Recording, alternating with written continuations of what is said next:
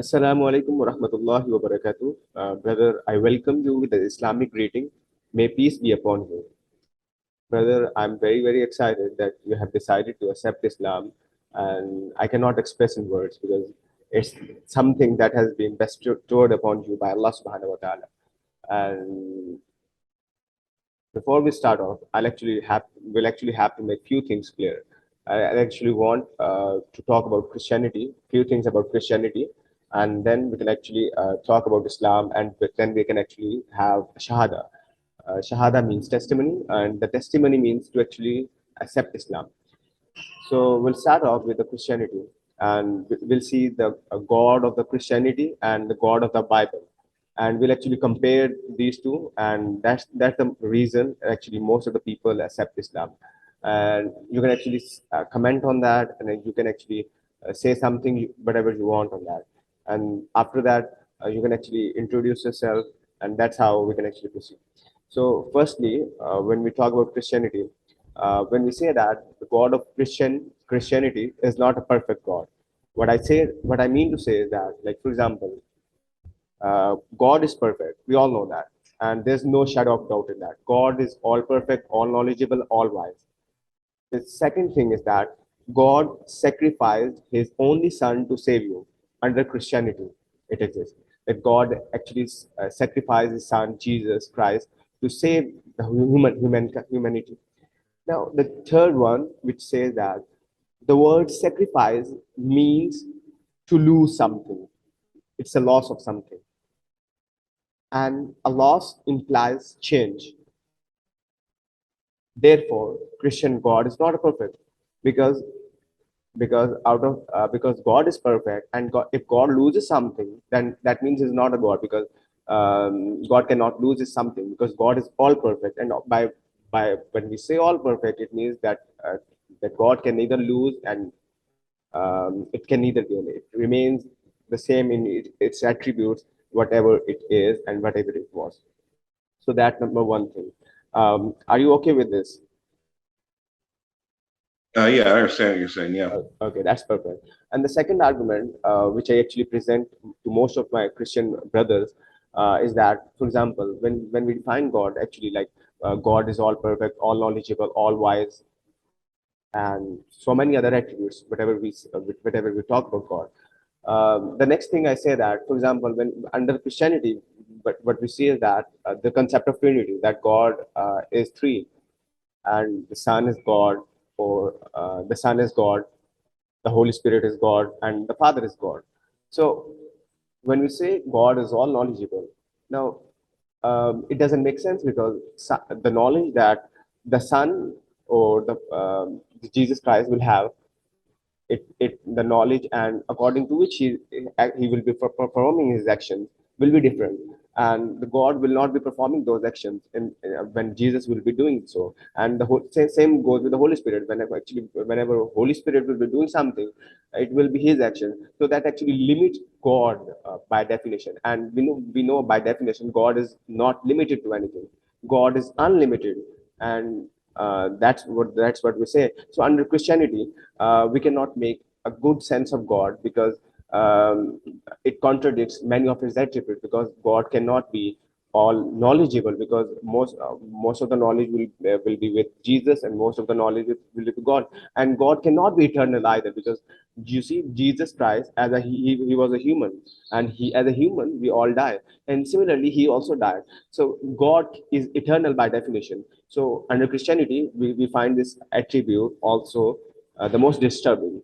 So these are the two main arguments I presented. If you have any comment, we can go on after that. Are you okay with it? Yeah. Okay. Yeah. So brother, now I think it's the best time for you to introduce yourself. Just introduce yourself briefly, whoever you are, whoever you was, and why do you want to accept Islam? What made you think that Islam is true, and out of all other religions, and out of all those things? So, on to you, brother. Well, my name is Luke Snyder. I'm from uh, Iowa, born in Cedar Rapids, Iowa, um, United States. Why do I think Islam is the the true religion. It's kind of a deeper question, I guess. Um, I just what draws me to Islam is that it's direct. Like you said, there's no intercessor, there's no Messiah, there's no apostle, no saint to pray to.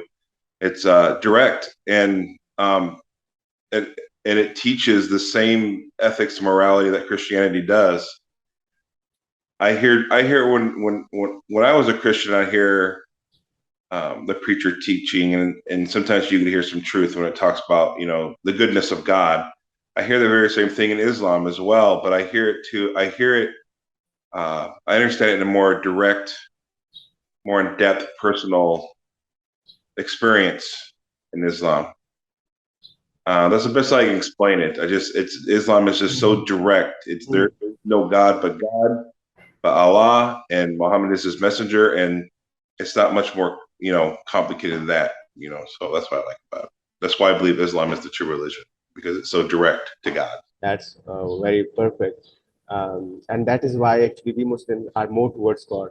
And as actually we have talked earlier as well, that under Christianity, it says a lot of things. Like for example, it says the act of homosexuality is forbidden, but you can find this act very common in the Western areas and other areas. They're actually promoting that. They're not saying anything. But when we say anything in Islam, it means a lot. When we say homosexuality is forbidden, wine is forbidden, we know it's forbidden. Even if, for example, if a person does that, he know he's doing a sin. He's not. He'll have to answer it, and that's what Islam makes it more beautiful. He cannot say that it's right because he's doing it, and that's what Islam is, and that's what the beauty of Islam. And we pray 5 times a day, and that's what it makes us more to closer towards Allah Subhanahu wa Taala, whom we call God under Islam. So that's the beauty of Islam. And talking about the God, I would like to highlight one point over here so that it actually may especially benefit other people as well. So, for example, like if uh, if if there is a painting in front of me, I will automatically reach to a rational, deductive conclusion that this painting has been has been painted by a painter. Someone has painted it. Maybe I don't know him, but someone has done this. So in the same way, when we look at this whole universe, whole big universe, we say that this universe is so magnificent. This is so beautifully designed. Even at a small microscopic level, when you see a cell, we see a whole universe inside the cell. What cell has, and all this, even this whole universe has. So it automatically reaches to a deductive conclusion that God exists, and He is a part of us. He's closer to us because He's actually made this time, space, and matter. I know I'm going more into philosophical side, but I'll actually come back from there because it's not an actually main topic. So, brother, I'm very excited that you want to accept Islam, and we can do it right away. So, brother, is anyone forcing you to accept Islam? Are you doing by No, heart? Okay, that's perfect. Um, do you believe that Prophet Muhammad sallallahu alaihi wasallam is the last and final messenger? yes, I do. Okay. Do you believe that Jesus Christ was neither died and he was neither killed and neither crucified, but he was raised up alive by Allah subhanahu wa ta'ala? Yes. Okay, that's perfect. And that's what basically makes you already a Muslim. But we are going to say Shahada, a testimony that will be in Arabic. And after that, you will have to repeat after me. Chunks by chunks, I'll recite in Arabic and then chunks by chunks in English. And then you can express your feelings, and that's all. So, Ashhadu Sorry. Ashadu Allah Allah ilaha ilaha illa illallah Allahu Allahu. wa Is that ashhadu what you said? Washadu anna Anna Muhammadan Muhammad Muhammadan Muhammad Muhammadan abduhu Abadu wa rasulu Wahasulu wa wa ras Wa wa rasulu Walasulu. wa rasulu. That's great, perfect. So I bear witness I bear witness that there is no God that there is no God but Allah, but Allah, and I bear witness and I bear witness that Muhammad that Muhammad is a servant is his servant and messenger. and messenger. Mashallah, brother, you are now officially our brother in faith as well because we have accepted Islam, and that's seriously a great joy. May Allah subhanahu wa ta'ala accept you, and you can have a Muslim name later on, even if you decide. You can change your name, no problem with that. Even if you want to keep this name, all good with this. If change by changing name, actually you will be even more recognizable as a Muslim because Muslims have a specific name with a good with a specific good meaning uh, hidden in their linguistic. So that's up to you.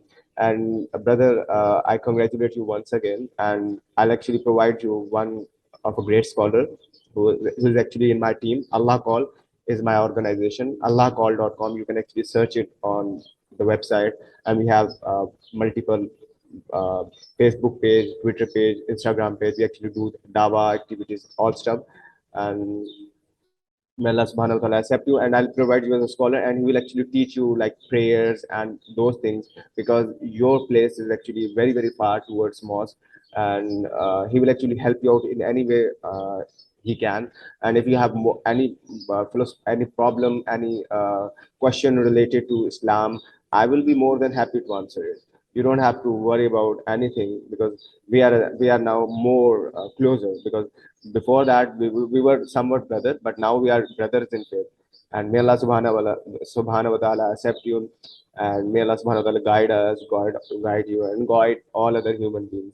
So jazakumullah khairan kaseera, brother, and we'll meet again inshallah. Jazakumullah.